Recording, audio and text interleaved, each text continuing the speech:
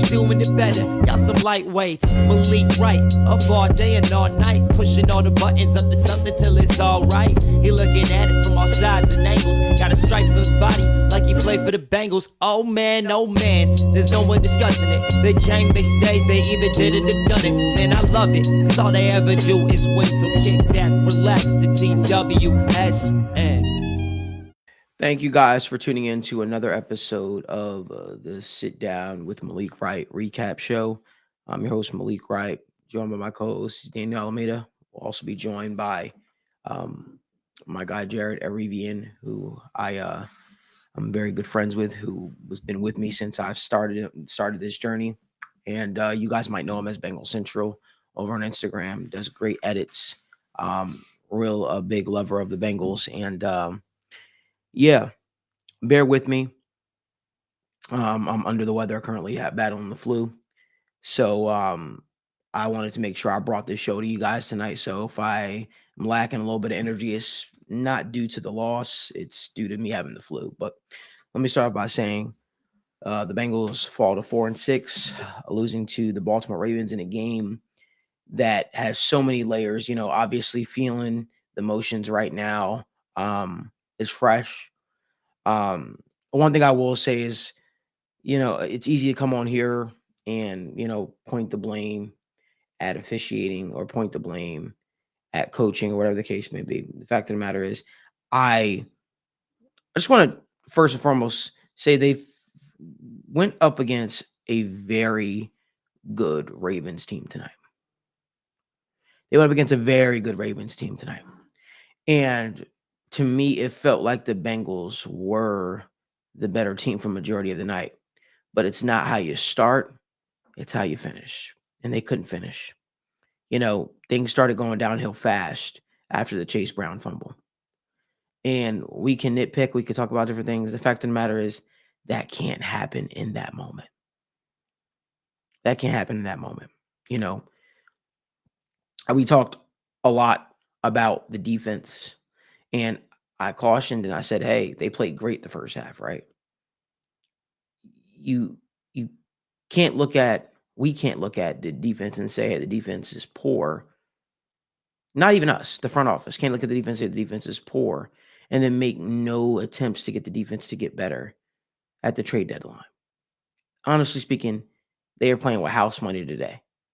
The way that they played in that first half, they were playing with house money, but that doesn't matter. In the NFL, people don't care about how you started. People don't care about what you didn't have. They care about the end result. End result is the Bengals, lost to the Baltimore Ravens. Joe Burrow, Jamar Chase, tip of the cap, absolutely on fire tonight. Joe Burrow threw the ball 56 times. They had 13 rush attempts with Chase Brown. This other second leading rusher after Chase Brown was Joe Burrow with 2. Wasn't really a balanced game plan, which makes sense. The Ravens have the worst pass free defense in the league, so you're going to probably try to take advantage of that. I've certainly have some more thoughts on this game and definitely some more stuff to get into, but I want to make sure that we get Jared in here and obviously get anyone on the conversation. So without further ado, Jared Reven. What's going on, man? Thanks for having me, man. I wish it was on a little better terms tonight with the Bengals win, but what are you gonna do?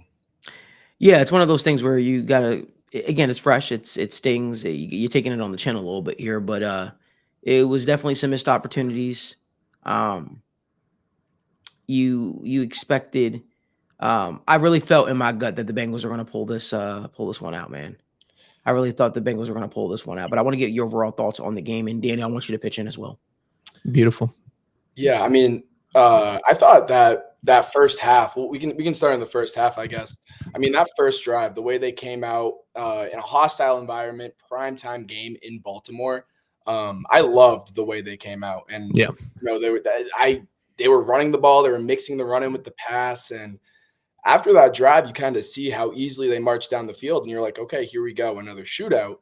But that just wasn't the case. The defense was standing up, and the Bengals were on the field so much in the first half offensively. And the defense, I think it was only 22 offensive snaps in the first half for Baltimore, something like that. Yeah. And they were just keeping Lamar Jackson off the field. And you kind of saw how that, I mean, they went into halftime with and then it was really that Chase Brown fumble to me. If you look at it, you come out in the second half, you get that touch, you get that 3-and-out, then you get that first play touchdown to Jamar Chase.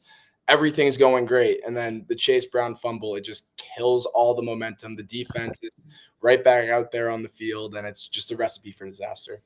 Completely. And I think we can obviously discuss, I do want to discuss the end of the game, and I'm with you.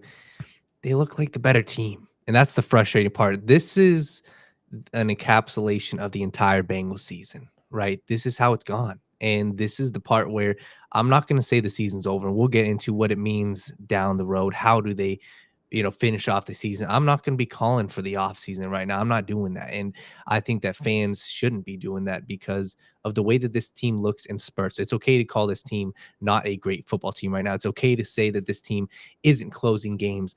But the story I feel like that will be forgotten is just how good this team has played against the great teams, but they just can't close it out, man. And that's what we've got to figure out. We will discuss what is the root issue. But when we talk about it, the Kansas City Chiefs game, the Baltimore Ravens game, the first time you were up by 10 points, this game, man, the feeling that was going on, Bengals Twitter in the game, go look at the environment. It was dead silent in there.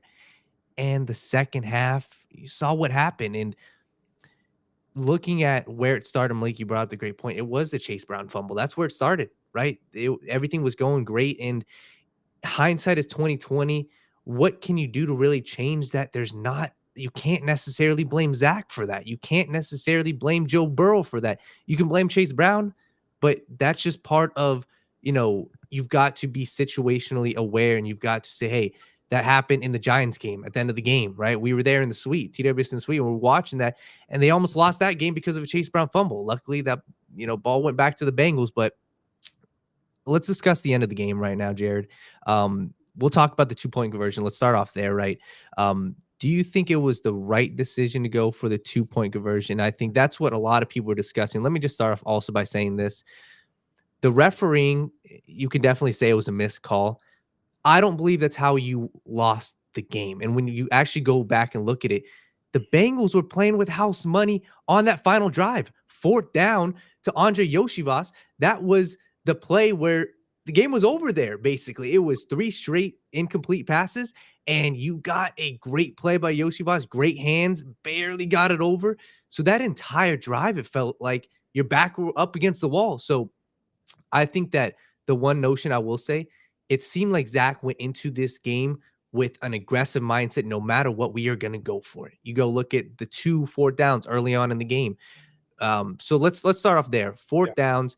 What were your thoughts? The 2 ones early on in the game, the passes to Jermaine Burton, and then that last 2-point conversion. What was your thoughts? Yeah, I guess here I'll start with the 2 4th downs that happened. I think there was one in the first half, one in the second half. Yeah. I was furious watching that live. I mean, you are sitting there 3rd and short, and you're passing the ball twice. Malik mentioned it at the beginning of the show. The Bengals only ran the ball with Chase Brown 13 times. Khalil Herbert had 1 carry that he fumbled, and then he never saw the field again. Joe Burrow had 2 carries. They weren't running the football. But when it's 3rd and short, and you're probably going for it on 4th down, I would like to make that 4th down a little bit more manageable, or just pick up 2 yards on the ground. It's not like you have to run it on 4th down if you run it on 3rd down. And also, too, I understand that first 4th down, Joe Burrow was extending the play. He was looking around the field, and that throw was deep down the field to Burton. That probably was a 2nd, 3rd, 4th read on that play. But still, I just disagree with how they went from 3rd down, and then how it carried over into 4th down on both of those attempts. And then the second 4th down, it was Jamar Chase go route on the right side of the field, and then it was Jermaine Burton on the left side of the field. And for a guy like Jermaine Burton, who hasn't seen the field a lot, to be throwing go routes to him on fourth down is ridiculous to me. And then going to the 2-point conversion at the end of the game, I think that was absolutely the correct decision by Zach Taylor and the coaching staff. I mean, Lamar Jackson in that Ravens offense, it looked like a completely different Bengals defense in that second half. And I'm sure we'll get into it, but that is not all to blame on the defense. But I mean, I think it was 3 straight drives with a touchdown for the Ravens, and they had 2 timeouts, and they were going to have somewhere around 40 seconds left on the clock, if I'm not mistaken. I think you go for the coffin nails there, because even if you get that 2-point conversion, you're banking one on Lamar not marching down the field. And say you do kick the extra point, it's going to be a coin flip because both offenses were firing. So I think whoever won that coin toss in overtime was going to win that game. Yeah, and I think that's a great point. And for me personally, this is where it seems like everybody's on kind of the same path that they should have gone for it. My gut decision when I was watching it, and this is just me, maybe I wasn't taking into account the overtime. It's going to be a coin flip, and whoever gets it's going to score the touchdown. For me, I was thinking, hey, regardless of what happens here, if you get the 2-point conversion, the Ravens still got 30 seconds and 2 timeouts to go down and kick a field goal. That's where my mind went personally. And I was saying, hey, listen, I trust my offense, and I still trusted the Bengals defense to where obviously at that moment the Ravens were rolling. But for me, it was like gut decision. I was saying, hey, it seemed like they went in with a preconceived notion. And this is what Zach Taylor was saying. Hey, we're going to be aggressive. And listen, if you live by the sword, you got to die by the sword. And that's kind of how they went about it with their. So all around, man, I think the Bengals fans deserve to feel like this was a gut punch, because respectfully, this was a game where everything's clicking, man. Jamar Chase, 80-yard touchdown, 252 or 3 tutties. And 3 touchdowns, 264 yards, 11 receptions. That is a generational performance. Generational. And that's where, man, they were firing all cylinders. And once again, this was the story of the Bengals season so far. So it's a tough situation to be in. I think that, like, we can discuss Zach Taylor should be fired. I don't know, man. I just don't like, I'm not going to blame it on the refs as well. The refs also, there was many times where earlier in the game, the Bengals were getting a lot of calls. Yeah. Let me say this. Let me just say this real quick. And again, I'm jumping in, battling the slew here. I don't really have a problem with the 2-point conversion. You have to try to play to win that game, albeit the Ravens still had 2 timeouts. They were going to get the ball back. So who knows? They could have went down the field and Justin Tucker could have kicked a game-winning field goal. And we don't even get to overtime. We don't know. But one thing I will always say, a lot of it comes down to situational coaching. Situational coaching. So while I don't have a problem with you going for it, I do have a problem with the personnel mismanagement. That is what I'm saying. Tanner Hudson had no business being in that game in that spot. And, whoever the play is designed for, I get it. Like, and you're decimated at the wide receiver position, but I just don't believe that guy should have been in the game in that pivotal of a moment, nor should he have been the read. But that's much more on Joe than it is on Zach. And that's, if he makes the catch, maybe I'm saying something completely different. But the way I see this game is I feel like the Bengals play their ass off today against a very, very good team. And you can't mention the flaws of the defense without mentioning the fumble, without mentioning the absolute collapse that happened, which allowed the Ravens, to take the lead and build this momentum. I will say it's impressive that they did this without Orlando Brown at left tackle. Cody Fort was a liability out there constantly tonight. Joe Burrow was battling for his life. So, it's one of those things where I feel like the offense showed up today. The defense showed up in the first half. The offense stalled out in a spot in which we really needed them to show up. And one thing I'll say is I understand the dude. I understand the dude fumbled on his first carry, but you brought Khalil Herbert in here to spell Chase Brown. Yeah, he saw one play, and he was taken out. He was taken out at that point. So, like, there's just a little bit of mismanagement going on, and I just, there were spots in which, when you're on a positive side of territory, you take 2 deep shots to Jamar Chase and then to Jermaine Burton, and Zach Taylor double downs on it. He says, "Hey, if we get one-on-one coverage, we're always going to take that shot." But for me, it's like it's knowing when to take that shot. It's about situational coaching, and again, that's not just one person or that's falls squarely on the play caller and Zach. If I'm on plus side of territory and we're up by 2 scores, I'm running the ball. I'm trying to get that clock to dwindle down a little bit, as well as, you're up with the lead. That's when you try to get the running game going to some degree. So I thought that they kind of, again, got away from what got them, what works, and sort of like fundamental sound football things that you learn at a grade school level. And then you got a little too pass happy. 56 passes from Joe Burrow today. I don't care who the quarterback is. You never really want to see that number. You want to see a little bit more, balanced. And he was taking a lot of unnecessary shots as well. And I don't think anybody on this panel here is making excuses, Alex, for this team. I'm just not as pitchfork fire ready right now because maybe because I'm under the weather. But I'll continue to say this: it was mismanagement with the lead. They did not know how to play with the lead, and it showed. It showed that they constantly played in close games and played from behind all season. And it came back to bite them in the ass in a very pivotal moment. But Daniel, continue. No, you're right. And that's where it really comes down to. That's the discussion, right? Is what is the root cause of this? And it really is just timely mistakes all around from everybody. You go look at that Chiefs game, the Joe Burrow fumble. You go look at, a couple other games. It's just timely mistakes. It's mismanagement late in the game. And that's the part that's frustrating. We had, a couple comments in here earlier. And once again, if you guys have any questions, make sure you guys drop them down below. We're going to get to all you guys' questions. It's just such a frustrating thing right now because this team looks so damn good in spurts, man.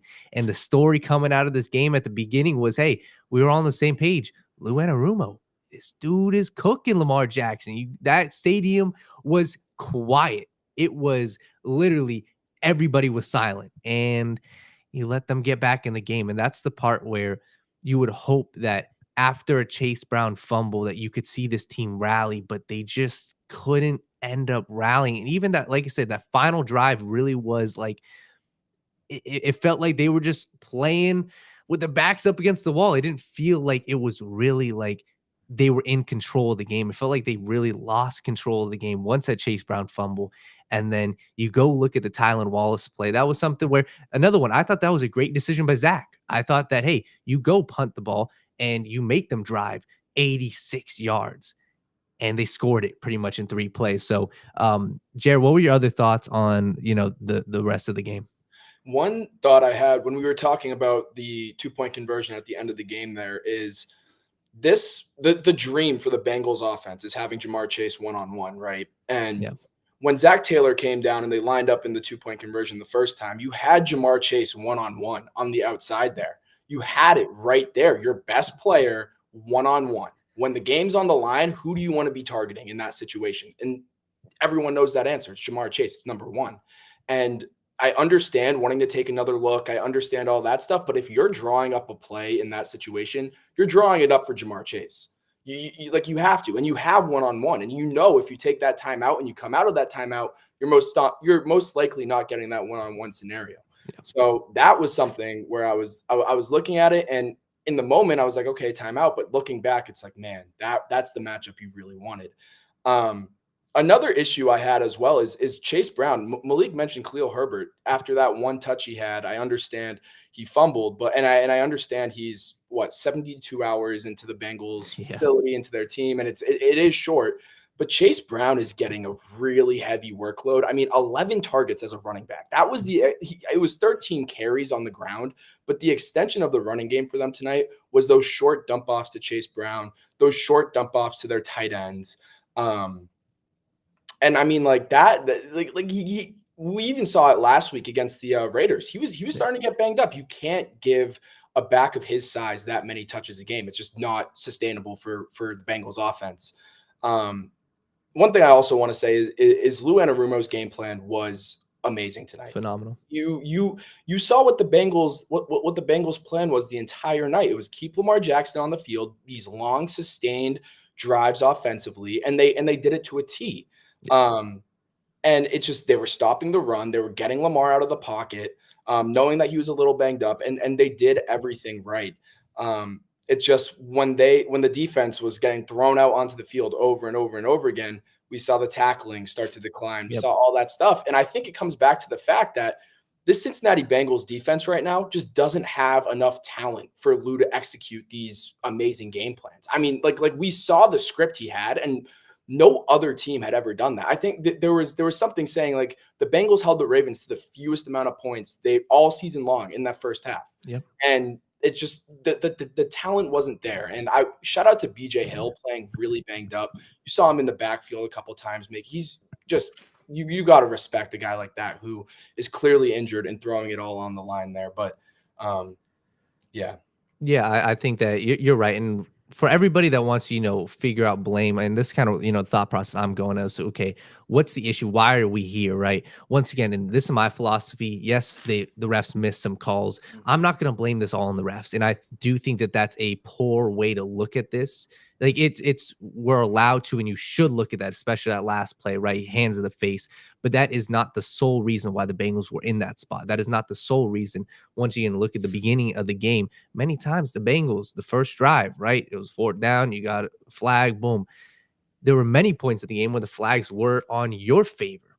So where my mind goes is, and Malik, I thought you brought this up, and Jared, you did as well, was the management of talent. You look at this game, right? A guy like Jermaine Burton, I think he made some mistakes, but I think that you go look at this.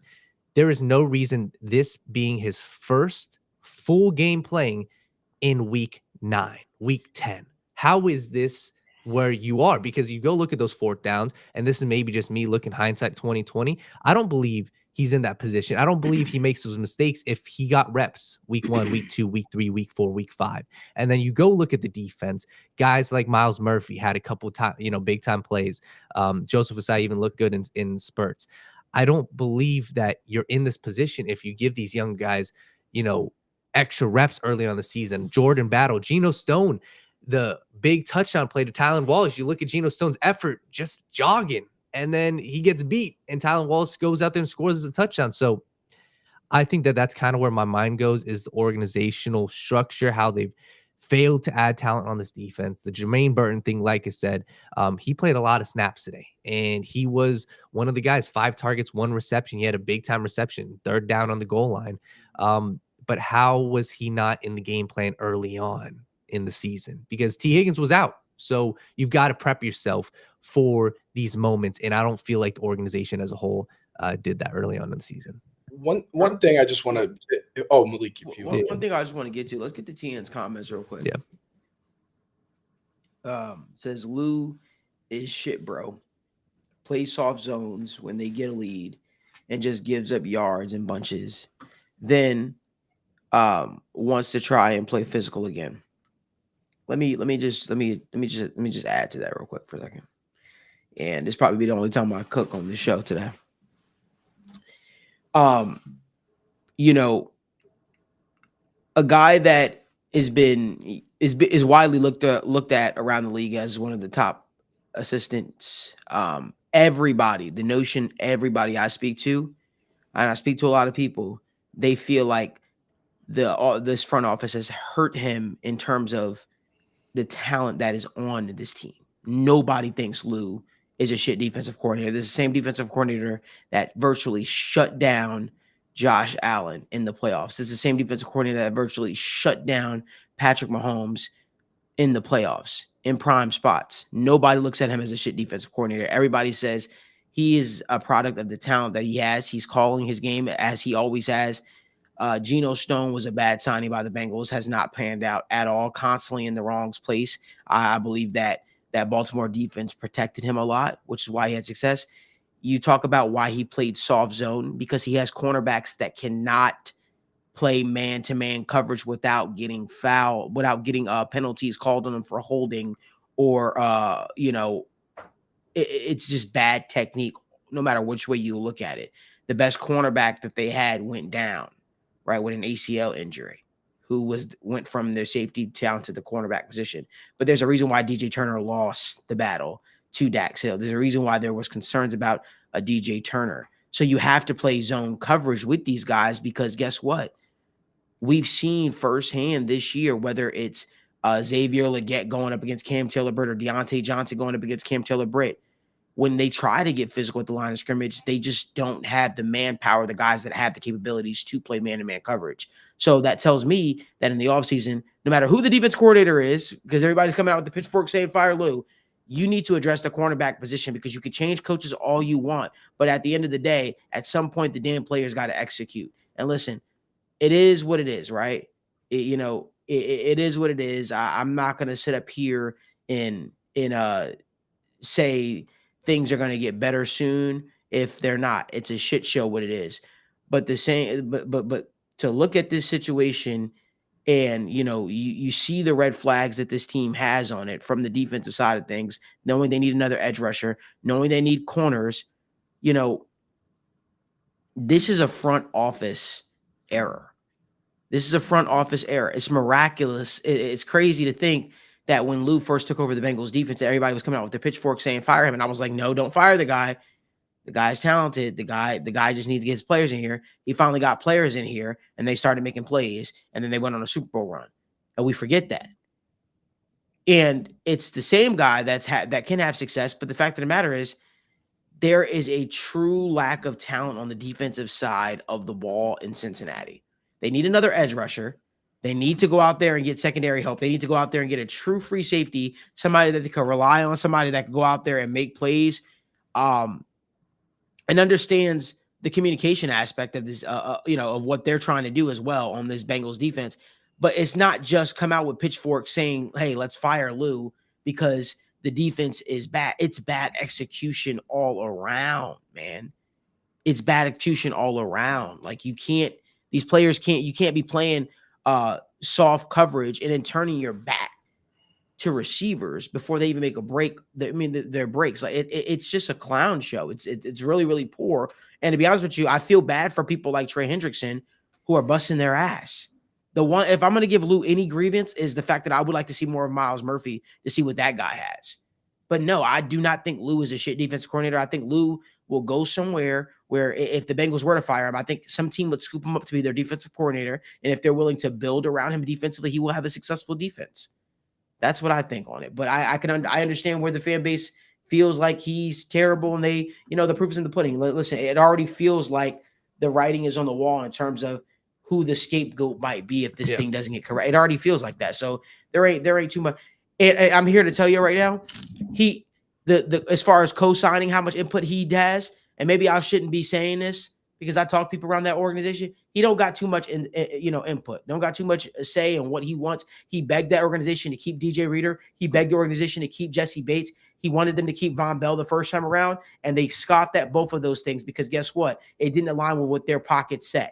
It didn't align with what their pockets wanted. So guess what? He got the shit end of the stick, and he got chips. He got what was left, whatever left over. They replaced Jesse Bates with a Nick Scott, right? Yeah. That's what was given to this guy. It's you better take whatever we give you, essentially. Well, he's getting to the point now where he has enough status in the league where he could just fucking leave Cincinnati, and he could probably be treated proper and get a real opportunity to do something. But this dude isn't just saying, hey, I'm fine with my defensive tackle DJ Reader walking out, or I'm fine with this not working out, that we're not working out. I could not believe my eyes when I was told. I said, would they Bengals even consider? I was talking to somebody from the front office. I said, would they even consider drafting an edge rusher? No, because we feel like we have an overarching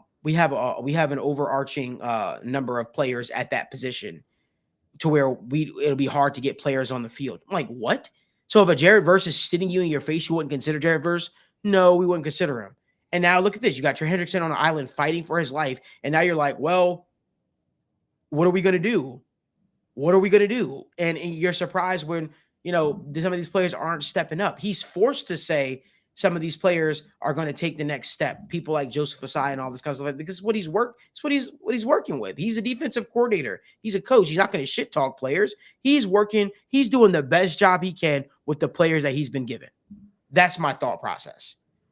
Like, the fact of the matter is, this is Duke and his staff making these calls.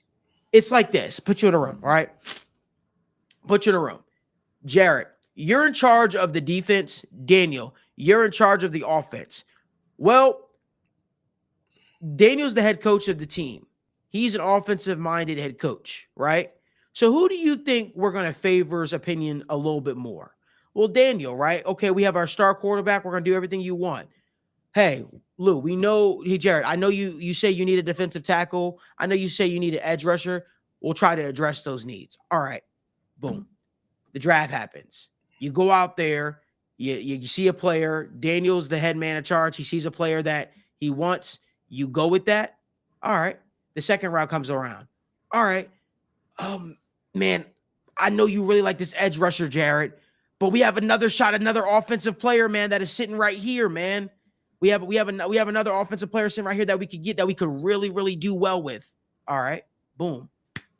We're gonna go with what Daniel wants as well. All right. So now you look at it. It's the draft, right? There's 2 rounds down now. We've gone with 2 players that Daniel wants, right? Now the third round comes around. Hey, listen, we'll come back around to what you want now. Well, at this point, I've got chips. What are you giving me to work with? That's how this process has worked in Cincinnati for the last couple of years. That's what it's been. Zach and his offense gets precedent over said defense. It's the same thing. They went out. They knew Zach Moss had an injury. What did they do? They addressed the running back position ASAP. What did they do for the defense? Nothing. It's not rocket science. But again, in the fan base's eyes, the offense is putting up 30-plus points. But what is the defense? Oh, the defense is a shit show. Well, go figure. Oh, that money I know that you want me to put, towards your star free safety is one of the best free safeties in the league. Now we're not gonna put towards that because we need to save that for an extension for T. Higgins or an extension for Jamar Chase or an extension for a Joe Burrow. So then that guy walks out the building. It's rinse and repeat. It's not shocking to me, very evident, but it just sucks that dude is getting a bad rap for inept front office. Daniel. Right. No, you're right. And I think I want to get to Sean's comment in a second about, Zach Taylor and us being furious. But something I've said time and time again, I think it's very valuable that, we've got a platform to kind of change the narrative, right? And the narrative heading out of this game is the Bengals gave up 35 points and the Bengals defense was a huge part of the issue. They gave up 7 points heading into, the second 2.5 quarters into this game. 7 points. Everybody who's watching the game is going to forget the face of Lamar Jackson heading into half. Is going to forget the face of the fans. Is going to forget the graphics that popped up about this being the first time the Ravens were ever down by 14 plus points since 2020 or 2021. They're going to forget that Lamar Jackson threw for only 50 yards in the first half. They're going to forget that Derrick Henry rushed for only 40 something yards at the beginning of the game. They're going to forget the big time stops that this Bengals defense was making. That's what they're going to forget. And I feel like that's the frustrating part because momentum is real. And after the Chase Brown fumble, that's where shit turns south. And once again, people are looking to see, all right, where do you blame? I think it's a whole colossal effort, but I don't feel like Lou Anarumo is the sole reason why the Bengals lost this game. But Jared, I kind of want to get to this question. Hear me out. Yeah. No defensive coordinator in the league is going to come in and do a better job with the talent that he's been given. If a new defensive coordinator comes in and you're expecting wholesale changes, well, gosh, I really, really hope that they start to put that guy in a position to be successful. They went in and they said they did 2 offseasons where they went out and they signed an external free agents. And when they said, hey, we're going to add to this defense, they never did it again. They've continuously tried to build this defense through the draft and with back-end players that have been released. Shit's sad.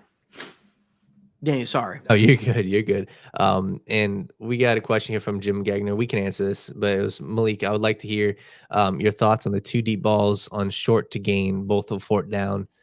Is that Joe Burrow checking to that? Is that the first read, and why is that what we went to? Horrible. That's on Joe Burrow. Horrible. Listen, I had $600 on a Jermaine Burton anytime touchdown. Nobody wanted it more than me, but yeah, that you had 2 yards to get, buddy. You went for the deep ball, and I feel like Joe Burrow wanted it for Jermaine Burton tonight. Yes, he looked for him several times tonight. He really wanted it for him tonight. You could tell sometimes he was pushing, But it was egregious. It was bad. No, completely. And I think that that's where you can pinpoint those two. The first one, I don't necessarily know if that was, like the drawn up play. The second one for sure. And it was a good look. Like it was, if it's a third down, like that ball was, if the ball was there, that's a ball that Joe Burrow completes 9 times out of 10. We have another question out here from Tanner Bush. I'm going to stand on business. I'm going to stand on business right now. It says, how can you excuse Lou putting Pratt and Stone out there? Listen, at this point, the organization went out there and they signed Geno Stone. They went out there and they extended Jermaine Pratt, right? Jermaine Pratt looked a lot better last year than he did this year. But, I mean, the linebacker unit was playing like him and Logan Wilson are playing two of the better linebackers in the National Football League for the first part of the season. The fact of the matter is, what do you want him to do? You want him to bench him for Joe Bocci? You want him to bench him for Akeem Davis-Gaither? Like, Akeem Davis-Gaither is already playing a lot. Yeah. Like, Jermaine Pratt has made a lot of plays here in Cincinnati, right? A lot of plays, a lot of game-changing plays, from interceptions to fumbles, the whole 9 yards. You don't just bench a playmaker at the linebacker position. Shit, I could point to Logan Wilson at points tonight too. Then I could say, hey, why is Logan Wilson out there? Players are going to have bad plays. Geno Stone, 100%, I agree with you. That guy shouldn't be playing anymore. And that might fuck up an interview opportunity that I had coming up with him, but the guy sucks. I'm just calling it what it is. Bengals need to find a way. Maybe you put Tyson Anderson out there. Maybe you do something different, but that guy doesn't need to see the football field. Completely. MD said, you guys are better at gambling than me, but what would it be your guys' odds? He said, you guys are better at gambling than me. He said, what would be your guys' odds of the Ravens scoring in 39 seconds if the Bengals got the 2-point conversion? Jared, obviously this is hypothetical, but what was your thoughts on how confident were you that the Ravens would go down there and score with 30 seconds left in the game? I was very confident that they would go down and get a field goal there. I remember not the year prior where Joe Burrow had the wrist injury, but the year before. It was a primetime game in Baltimore. I think the Bengals have the ball on the 1 or 2 yard line. Joe Burrow sneaks it in. There's about a minute left on the clock, and I'm sitting there with my brother, and we just know what's about to happen. And it's Lamar Jackson extending plays, getting the ball to the Bengals 45-yard line, and it's Justin Tucker lining up for a field goal, and it's automatic. And I know Justin Tucker hasn't been automatic this year. He missed that PAT late in the game, or late-ish in the game, but I mean, you kind of know what's going to happen. You see what's coming. So I mean, I was very, if I had to bet either way, I would probably bet on the Ravens getting a field goal in that situation. Yeah, and that's where I think I agree with that, and that's where my whole thought process on the 2-point conversion. I'll go back and see, and maybe I'm just reading too much into it, but like the game wasn't. Obviously, it was won and lost at that point, but there were still so many points. And TN has a question. So what changed from first half defense to second half? I can only point to playing less man-to-man, a softer zone. I get the talent, but they let the foot off the gas on defense. I think there are a multitude of things. I think the first thing is momentum is a real thing, and that's on not only coaching, but that's on the players and like. I started to cut you off. I wanted to add to this quick. The Bengals 100% overperformed today defensively. Yes. They overperformed defensively today. And when you're in a situation in which you overperform defensively, you need things to go perfect to make sure the game closes out. Guess what? They were overperforming. People must have forgot. They took the Ravens punter had like 5 to 6 punts today. They were getting the stops. What happened was they were in close to their own territory. Chase Brown fumbles the ball, and then the air goes out of the team. The energy literally shifts. Saw it right before our very own eyes. So now the defense is playing in short yardage situations against one of the most lethal players in the NFL, who's playing like the MVP. So he makes quick work, scores a touchdown. Your offense comes back out there and what? Goes 3 and out? Mm-hmm. Not 3 and out. Did they go 3 and out? I don't remember exactly. But I don't want to say the wrong thing, but they didn't score. I think that might have been the fourth down. Sure, the Bengals or who? Yeah, the Bengals. The Bengals went. They punted the ball. They punted the ball. They chose to punt the ball. Bengals punted. The Ravens went and scored that huge touchdown. And then the Bengals turned the ball over. That was the Jermaine Burton pass on the left side. Yeah. So those are the things that kind of took place that led up to that. But the defense was already playing with house money. They were already holding on by a thread. That's just my thought process. I don't know. No, completely. You're right. And people are saying, like Nick Falk said, you're saying they're confident they go down and score the ball in 30 seconds is an argument for going for 2. I don't think that's what we're saying. We're not saying that's the main reason. I think what the sentiment for going for 2, and once again, I personally disagree, but I can understand the aggressiveness. Hey, you got to go out there and win. The sentiment is you don't want the Ravens to get the ball first in overtime. I think that's what, Jared, is that what you're saying? I feel like that's what pretty much everybody's saying. Yeah, we're not leaving the game up to a coin toss because, I mean, at the end of the day, and this is for everyone who thinks the Bengals are going to march in there and hold the Ravens to 21 points. The Ravens have the MVP favorite right now. They have the Offensive Player of the Year favorite right now in Derrick Henry. They have a receiver who's top 10 in receiving yards this year, who is one of the best man beaters in Zay Flowers on the other side.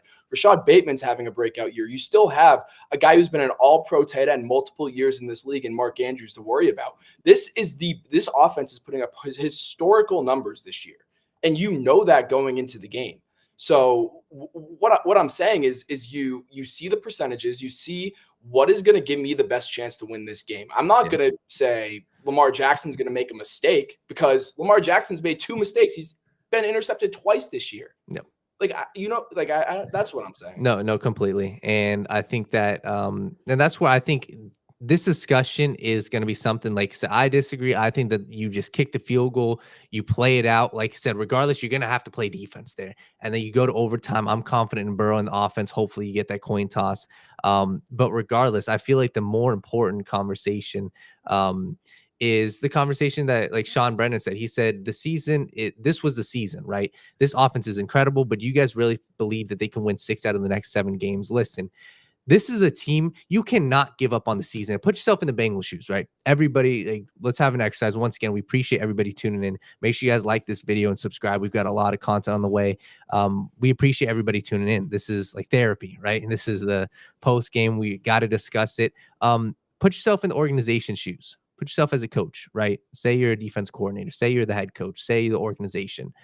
Are you punting the season away, right? Oh, what good does that do, right? Does it let you have an easier path to fire your head coach? No, you got a quarterback, and this puts pressure on the front office. We're being honest, right? The pressure is on. Your quarterback on a national scale is being widely regarded as the best quarterback in the NFL. You have the arguably best wide receiver in the NFL who just put up 250 yards. This puts pressure on the organization. Zach Taylor's been feeling the pressure, and he should. But this puts pressure on the organization to say, hey, Zach Taylor can't make a move himself. It is the organization. It is Duke Tobin. It is, what do you guys do to change this? So I don't think that this season it's not over until it's over. You got Joe Burrow playing there. So I'm not giving up. You can't just give up. You're not mathematically out of this. Is it looking bright? Is the feeling in the locker room going to be pumped up, juiced up? I think that there's some serious concern for that, right? You are 4-6. But if I'm sitting here, am I saying I'm not confident in this team? I feel like I'm not confident in them to close out games. But anytime, it's not like these other teams, respectfully. The Colts are ahead of the Bengals in the standings. The Broncos are ahead of the Bengals in standings. If I'm a Broncos or Colts fan, am I confident in my team making the playoffs right now? Probably not. So I think anytime you have a quarterback like Burrow and Jamar Chase playing the way that he is, I think you still got a shot. But like I said, you're going to have to do something very improbable. You're going to have to sweep the Steelers. You're going to have to beat a Chargers team that's on fire right now. So mathematically, you are not out. And I don't think that fans should be thinking to the offseason right now. I think that that's a poor way to look at this. I think you can be mad at the front office, but to say you're done watching the season, I think you're lying to yourself as well, because the season ain't over yet. So, Jared, do you think the season's over? Absolutely not. And I mean, you see what this offense does tonight, and you have to think you're without your third and fourth best players on the offensive side of the football in Orlando Brown and T. Higgins. Joe Burrow threw for 400 yards. Let me pull up some stats. The Bengals had 470 yards of offense tonight without T. Higgins, without Orlando Brown, without really a second running back in the mix. It was only Chase Brown. Like seeing that team do that, you can't give up on this offense, and you can't give up on these game plans crafting up. And I mean, the Bengals are lucky in the sense of their schedule in terms of tiebreakers and how stuff might break for the playoffs fits really well if they do, which I'm not saying they will.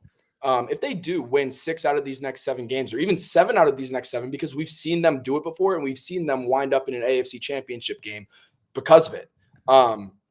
If they do win, all these tiebreakers are going to be in their favor. I mean, the Steelers, the Chargers, the Broncos are on the schedule, and all those teams are teams that are ahead of you right now. And if you beat them, you're going to have the tiebreaker over them. I'm not saying it's super probable, but I mean, if there was a schedule to do it, if there was a scenario to do it, this is the one. Yeah, and I think the way I look at this, and people are saying it can't get done, of course, this is you put yourself in this position. Right, Zach Taylor in this organization losing the Patriots game. You put yourself in this position. That's the story after the season. Once it's fully confirmed, if they're not making the playoffs, that's what I'm going to be discussing. I think that's what we should be discussing. Hey, you put yourself in that position early on in the season. You could not afford to lose this game now. If you won that Patriots game, or if you won one of those earlier season games, you could have afforded to lose this game. But at this point, no, you can't. So looking ahead, you got this Chargers team who's playing on fire right now. You got a bye week, then you got the Steelers. If you can go out there and win those 2 games, you put yourself at 6-6, then you go from there. But all around, like I said, just looking at even just how this team performed, man. You did it without Orlando Brown. You did it without T. Higgins. You look good in spurts. And yeah, man, this is just, it's frustrating. But if you guys have any questions, make sure you guys drop them down below. Akil the Great brought up the offensive line. The Bengals gave up 30 pressures on 66 dropbacks. That's awful. Does Frank Pollock have a job after this year? I feel like, first off, you lost Orlando Brown. He was a huge loss, but the offensive line played piss poor. And that also goes to another point that I want to bring up about the offensive line, about the game planning is there is not a semblance of a, short yard rushing attack from the Cincinnati Bengals team. And that's something that 75 to 80% of these teams have. The Bengals don't have that. They don't have the luxury to, run out the clock. And it's just not how this team has been built. And that's where we can discuss it is a front office thing, right? You go look at how teams are able to put games away. It's because they're able to pound the clock. This team just hasn't been built like that. And they've done it against the Panthers. They've done it against the Raiders, but they haven't been able to do it against great teams. So it's that's what I look at. Your inability to convert short yardage from a rushing standpoint. Pretty much everything is passing the rock. You put the ball in your hand of your best player, Joe Burrow, and you just can't consistently do that time and time again, 56 times. So all around, I think you put yourself in a very, very, very poor position. I agree. Sorry guys. I'm you're out good. Here. You're good. I'm really trying. I'm struggling. I'm trying my best to bring the show. Let's keep getting some more questions though, Dan, before we head out of here. Of course. And yeah, no, you're good. So once again, I think that just looking at the rest of the season, right? People are discussing what's the pathway to make the playoffs, and people are saying once again that we can just kind of keep on this discussion. Do you think that the season is over? And all around, do you think what is it going to take for them to turn this around? The season isn't over. It feels like it. I mean, you could definitely lose the locker room, but we talked about this could be the worst thing. But I think there was a positive takeaway from the way that the offense performed. But let's really dissect it, just so y'all don't think that I'm just saying BS really quickly. Sorry, I was reading a comment. But next week they have the Chargers, right? And that's a primetime game, so we get to see the Bengals perform in front of the big stage audience again. That's a big game. Bengals can win that game, and they have their bye week. They take on the Pittsburgh Steelers, who I believe honestly are playing with house money. I don't know how they are where they are. The Steelers are just finding a way by just playing their brand of football. I think we can all agree the Steelers are a winnable game. Um, but it's gonna be tough. It's gonna be tough. Like every game going forward is gonna be tough. You know, you got the Dallas Cowboys on tap here, and you have no. You might have Dak Prescott. You might not have Dak Prescott. A lot of people aren't expecting him to play because of the torn. They're saying it's worse than what they feared. And I think Jerry Jones is probably going to try to save face and not play him because the season is a lost cause. Then you have the Tennessee Titans, who look terrible. Yep. Then you face the Broncos. The Browns. I'm sorry, the Browns. Then you face the Broncos. This team can get to 10 wins, but it's not like I don't know. I just think that it's very hard to come back from this. I will tell you this. I wouldn't shock me without divulging too much. It wouldn't shock me. It wouldn't shock me if Cam Taylor-Britt isn't a starter next week, or if DJ Turner isn't a starter next week. I'll leave it at that without divulging too much. Just I like Mondays. That's what I'll say. I like Mondays, and I think that this performance leaves a bad taste in people's mouth. Completely. Yeah. And it should. And that's where the conversation isn't that the season is over. It's, hey, you have to take this 1 week at a time. If they go out and they lose to the Chargers on prime time, that's a different conversation. All right. Then you can be having this conversation. Damn, you just lost 2 in a row. You lost, 3 out of your last 4. What's going on here? But just looking at how the pathway to victory, like you said, you still got Joe Burrow, and he played his ass off. And just discussing real quick, just kind of finally wrap up this game, Jared, what were some of your other takeaways from players? A couple bright spots real quick. Chris Jenkins had a very good, very positive, couple big plays in the first half. And he was a guy to where, hey, early on in the season, we were talking about the defensive line. He's a dude who's going to be with the Bengals for the next couple of years. And he's a dude who could potentially be a top tier defensive lineman. Had a couple big time plays on Derrick Henry. I like the way Mike Hilton played. He had a couple huge plays. He's the chess piece that we talked about before the game. Use him off the edge. Force Lamar Jackson in a couple bad decisions. So what were there any other players that kind of stood out to you, positive or negative, Jared? I think one player, especially from a younger guy, was McKinley Jackson in the middle there, especially that first half. A lot of the times he wasn't in on tackles, but he was doing a lot of what, when DJ Reader was in Cincinnati, he was kind of doing a lot of what I saw him doing, and he was taking on multiple blockers. He wasn't getting blown off the ball. He was kind of standing tall and letting the other players get to Derrick Henry, getting 2 hats on Derrick Henry. So I really loved what I saw from him in the limited reps he got. And then once the Ravens offense started going a little faster tempo in the second half, he kind of didn't see the field as much. So I liked what I saw from him. Also, too, I think Eric All was a much bigger blow to this offense than a lot of people thought. And I thought Tanner Hudson, he stepped up. He did have a couple drops today, but there was a couple big third down conversions where he was the guy. And I liked what I saw from him, especially a guy who hadn't been seeing the field much, hadn't been really in the offense at all. I was pleasantly surprised by him, especially when I thought Mike Gesicki would take a much larger role. And also I think Chase Brown continuing, he had a couple really great reps today in pass protection, taking on Roquan Smith in the hole.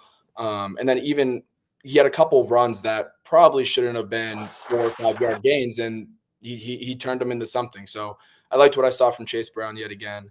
So those are some guys that stood out to me. Completely. And I think that I think it's just frustrating looking at this. Like you talked about Chase Brown. For me, it's just the fumble leaves a bad taste in my mouth. Yeah. Man. That's the part where you just can't do that. And it brings me back to that Giants game where I'm going to be honest, I thought they were about to lose that game.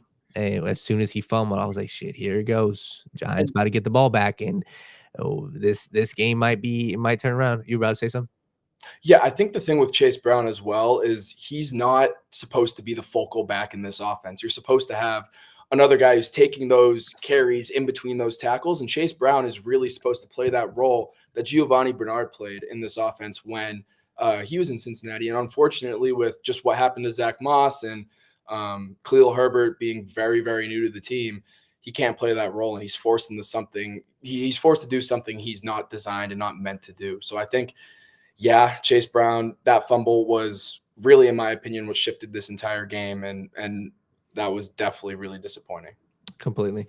We get a couple more. Kevin K said, I feel like the players are playing for Burrow, not Zach. I don't feel like that's a bad take, to be honest. I think that there is something to be said about what Joe Burrow has done and what he's meant to this team. And even recently, what Joe Burrow has been saying on the media and what just the overall consensus, he's playing his ass off. I truly feel like this team is playing for Burrow. I feel like they do see that this dude is wired different. I feel like, and I mean, it's hard not to play for Burrow. I feel like all of us can sit up here and say, yo, if we were on that team, you would want to play for him. He's a guy that you want to win for because you know he wants it that bad. But we got a question here. Can you guys explain how it's possible to miss defensive holding, hands to the face, roughing the passing all on one play? It was terrible. It was terrible. No matter which way you slice it, it was horrible. It's egregious, something that just can't take place. And you know that. But I think referee people are critical of the referees all over the league, but not even just in the NFL. I think that's in many different sports leagues. It's I love what James said. He said in the comments down here, he says, to me, this game shows that we can get rid of T for defense or a high pick. Do you agree? I think that this game shows that you, even with T Higgins not in the fold, that you can put up a lot of points offensively. Mm-hmm. I think the last two games show that. And I think that you should not sacrifice the integrity of your defense to pay two star receivers, elite wide receiver money. That's what I think. And I think that I said it before. I always felt like they'd be kicking themselves. I always felt like they'd be kicking themselves for the Jesse Bates thing. And unfortunately, was right. So, and just to stick on that real quick, this is a team built very similar. And Joe Burrow is a quarterback. We can all agree in the sun. We've had this conversation before. He's in the mold of a guy like Tom Brady. Whether people want to agree with it or not, he uplifts the talent around him. And if you're paying a guy that much money, if you're going to be paying a star wide receiver that much money, you're going to have to make him prove it. And I'm not saying make him prove in the sense that show me, but hey, maybe you do not pay another receiver $25 million and say, hey, listen, I'm going to trust my quarterback can make that third wide receiver better. I'm going to trust my quarterback can make that third round wide receiver in Jermaine Burton better versus paying more and allocating more assets to your defense. So I totally agree with that sentiment saying, hey, listen, maybe you don't go out there and pay T Higgins $25 to $30 million. You allocate that to defense, or you allocate that to offensive line. You allocate that somewhere else because we've seen Burrow succeed with Trent Irwin. We've seen Burrow succeed with all these dudes. And he put up 400 yards with, respectfully, just mainly Jamar Chase. And we talked about it before this game. It was a game where it's either going to be like Mike Gesicki and these other dudes, or Jamar's going to go off for something. And he absolutely went off. So we could answer a couple more questions. Yeah, what were you saying? Question. No, you're good. One more question, just talking about what was one last takeaway from this game, Jared? What would you say one final takeaway? I think the final takeaway for me is that this is a very good football team. The Cincinnati Bengals are a very, very, very good football team in some aspects of the game, and they can hang in there with the top teams in the league. The Baltimore Ravens are one of the teams that are favored to win the Super Bowl this year. There are just small things that this team needs to do better, and that's coaching and that's execution on the defensive side of the football from the players on the field.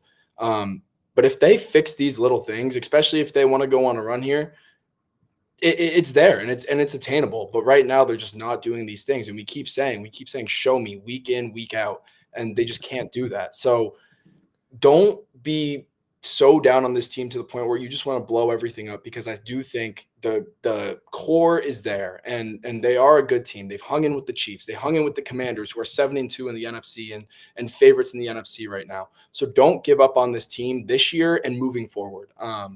That's my biggest takeaway from this game. I would agree. I would agree with the sentiment that you can't give up on them now. I think that my takeaway is that this organization, I'm going to let the season play out, but this is an all-time fuck up from an organization, in the sense that I don't remember and I can't recall a season where, once again, the season isn't over, and that's why I still have hope. But it'd be very hard for me to recall and for somebody to pull up a quarterback and wide receiver duo that are playing as good as Joe Burrow and Jamar Chase are, and for you to not make the playoffs. And I think it's very simple like that. You can look at teams like Tua and the Dolphins, see how they didn't succeed. They made the playoffs. If you don't make the playoffs with Jamar Chase and Joe Burrow playing the way they are, this is an organizational fuck up for the history books. But I'm not writing the season off. It's on to Los Angeles Chargers. So I think that it's time to look in the mirror, and I'll keep saying it. I think that organizational structure changes need to take place in the offseason from a philosophical standpoint for this team to achieve the things that they want to achieve. I wish I could be live and and talk more right now, but I am battling the flu. I appreciate you guys for tuning in to the recap show. I wanted to make sure I jumped on here and talk with you guys because I won't be live tomorrow morning. Try to get some rest and get healthy to be back live Monday at 10 a.m. I appreciate y'all. This was a tough one, but we're hoping that this Bengals team can kind of figure out a way to rattle off some wins here because the season is slipping and it's slipping fast. So some changes are in store. But we appreciate y'all for tuning in. Jared, I appreciate you for joining me, man. And I wish we got to do it again here shortly. I'm hoping to get back to 100%, hopefully sooner rather than later. I take a lot of ginger ale, a lot of NyQuil, and we appreciate y'all. Again, Bengals faithful, keep your heads up. It's not the way that we wanted it to be, but we're hoping that this team could bounce back in a big way. But until next time, remember, who dat?